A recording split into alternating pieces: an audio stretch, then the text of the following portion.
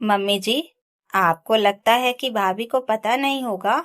मुझे तो यकीन ही नहीं होता। जरूर यह भी सब कुछ जानती होंगी। अरे जानती क्या होगी, इसी ने कहा होगा। बस ना जानने का बहाना कर रही है। पता है इसे कि मेरा बेटा कह रहा है तो मैं कुछ कह नहीं पाऊंगी। लेकिन इसे शर्म नहीं आती। इतना प्रिय चरित्र दिखाते हुए लता देवी अपनी छोटी बहू सोनम से बतिया रही थी। वहीं रसोई में पानी लेने आई बड़ी बहू संध्या ने सब सुन लिया।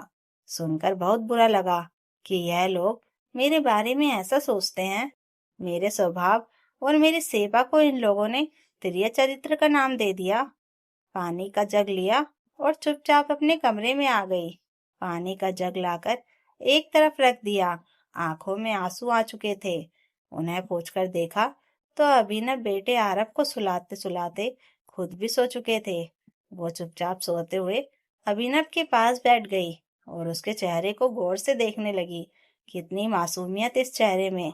इसी मासूमियत भरे चेहरे पर फिदा होकर तो शादी के लिए हाँ की थी उसने। पर परिवार की जिम्मेदारियों के चलते कभी फिर इतने गौर से देख ना पाई। अभिनव भी तो एक अच्छे बेटे की तरह पूरे परिवार की जिम्मेदारी उठा रहा था। 5 साल पहले अभिनव के साथ विवाह करके इस घर में दुल्हन बनकर आई थी। अभिनव में सब गुण थे। एक आदर्श बेटा, एक आदर्श भाई, एक सब जिम्मेदारियां निभाते निभाते आदर्श पति न बन पाया। लेकिन गलती उसकी नहीं थी। कोशिश तो पूरी करता, पर जिम्मेदारियों ने जकड़ रखा था। संध्या जब शादी होकर इस घर में आई थी तो ससुराल में सास लता देवी, ससुर श्यामलाल जी, खुद अभिनव, देवर विकास और ननद रंजना ही थे। ससुर जी कभी भी स्थापित होकर एक जगह काम नहीं करते थे, जबकि देवर और ननद दोनों कॉलेज के लास्ट ईयर में पढ़ रहे थे। रंजना के लिए भी लड़का देखना शुरू कर दिया गया था। बस ग्रेजुएशन होते ही उसकी विवाह करवा देते और उसके बाद नौकरी लगते ही विकास का। इसलिए घर की सारी जिम्मेदारी अभिनव पर थी। शादी के 1 सप्ताह बाद ही अभिनव ने नौकरी ज्वाइन कर ली थी।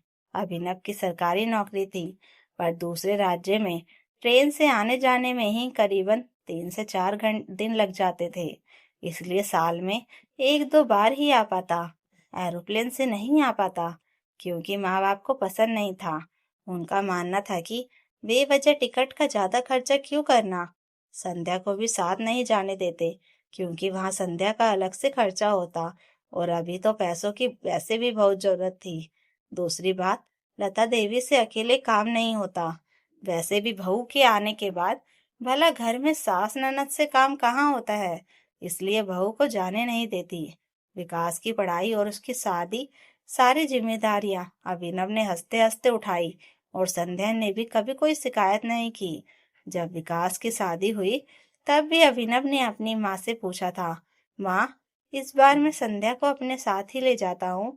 अब तो आपकी छोटी बहू भी आ चुकी है। सुनकर एक बार तो लता देवी भी घबरा गई कि संध्या चली जाएगी तो घर का काम कौन संभालेगा, क्योंकि छोटी बहू पर तो उनकी असीम अनुकंपा थी। साथ ही साथ कहीं संध्या वहां चली जाएगी तो अभिनव के अपने परिवार के लिए खर्च बढ़ जाएंगे, तो वह यहाँ पैसा देना बंद न कर दे। एक बार तो चिंता की लकीर उनके माथे पर आ गई। फिर बात संभालते हुए बोली, अरे नहीं नहीं, सोनम तो अभी नहीं है, उसे क्या पता यहाँ के रीति रिवाज। बड़ी बहू को देखकर ही तो सब कुछ समझेगी। अरे तो माँ आप है ना, आप समझा देना। जैसे संध्या को समझाया था वैसे ही छोटी को समझा देना। हाँ वह तो ठीक है, लेकिन अभी नई नई शादी हुई है।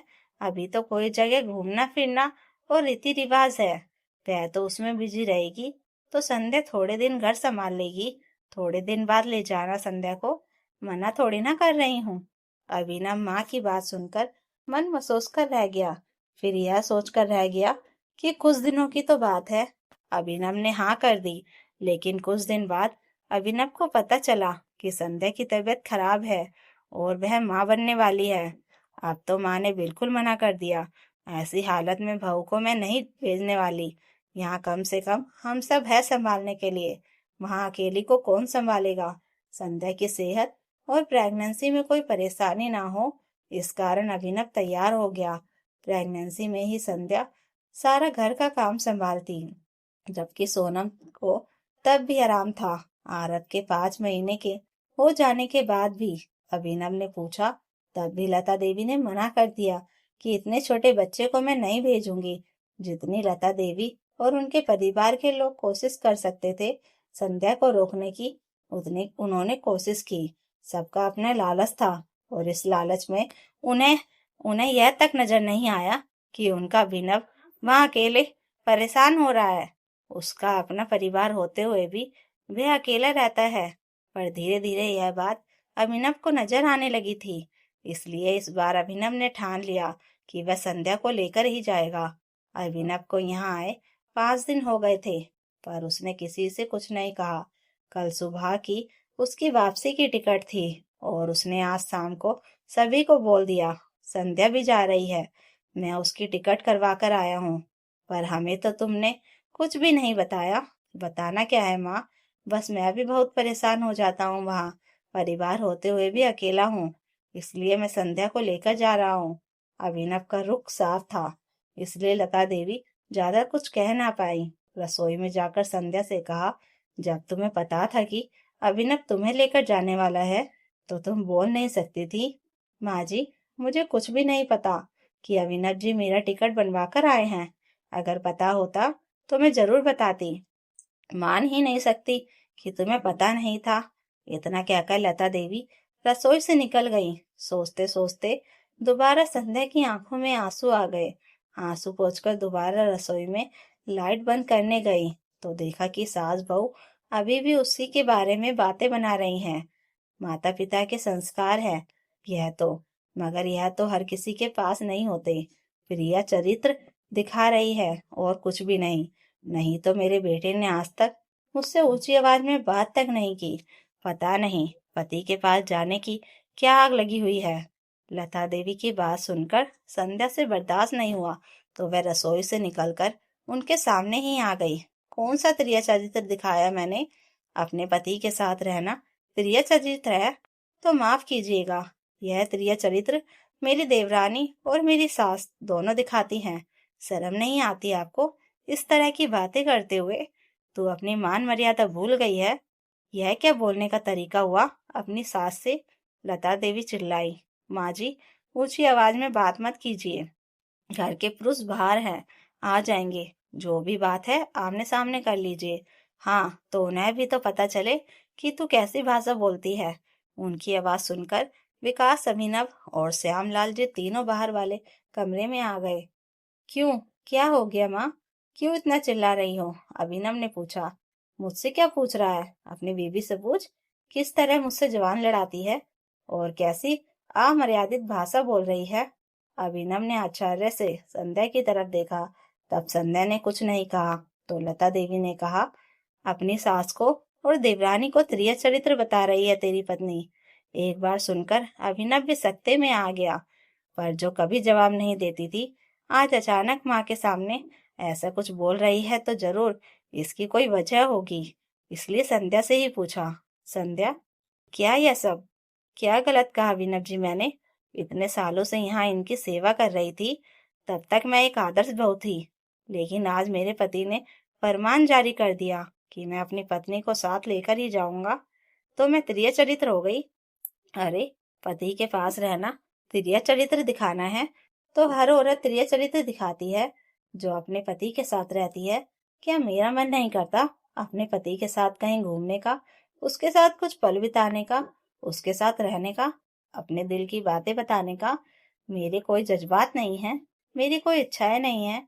एक औरत होकर भी क्या इन्हें दिखता नहीं? आखिर 5 सालों में क्यों जरूरत पड़ी कि बहू को ही बेशर्म होकर बोलना पड़ रहा है? कैसी किस्मत है मेरी कि मैं एक औरत हूँ और एक औरत से ही अपना हक मांग रही हूँ। कहकर संध्या अपने कमरे में चली गई। पीछे बिल्कुल शांति छा गई। माँ, मैं जानता हूँ कि आप संध्या को नहीं भेजना चाहती। क्या मैं सिर्फ एक पैसा कमाने का जरिया बन गया हूँ, या संध्या सिर्फ घर की देखभाल करने के लिए है? साल के 5 दिन हम पति पत्नी की तरह रह पाते हैं। क्या हमारा संबंध सिर्फ 5 दिनों का ही है? अगर हमने जिम्मेदारी नहीं निभाई होती तो समझ में आता। जिम्मेदारी निभाने के बाद भी आप हमारे साथ? मैंने सोचा था कि हम शांतिपूर्वक चले जाएंगे, लेकिन आज आपने बोलने पर मजबूर कर दिया। इतना बोलकर अभिनव भी कमरे से बाहर चला गया। दूसरे दिन अभिनव और संध्या दोनों वहां से रवाना हो गए, लेकिन एक टीस जिंदगी भर के लिए मन में रह गई। रिश्तों में जो दरार आ गई वो अलग।